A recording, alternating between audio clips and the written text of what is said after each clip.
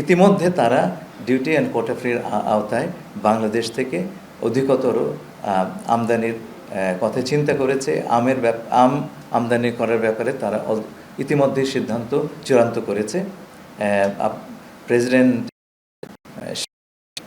বৈঠকের সময় আমাদেরকে বলেছেন তিনি বাংলাদেশের আমের স্বাদ গ্রহণ করেছেন এবং সেটি তার কাছে মনে হয়েছে এটা বিশ্বের সর্বোৎকৃষ্ট।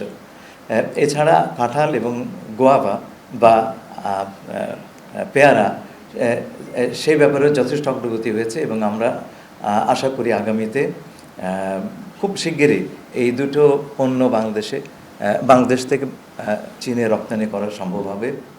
আমরা চাইছি চীনের সঙ্গে আমাদের যে বাণিজ্য ঘাটতি আছে সেটা বিভিন্নভাবে পূরণ করার জন্য এবং ডিউটি অ্যান্ড কোটা ফ্রির সুবিধাটা আরও কিছুকাল থাকলে আমাদের জন্য এই ঘাটতি মেটানো সহজতর হয়। ধন্যবাদ।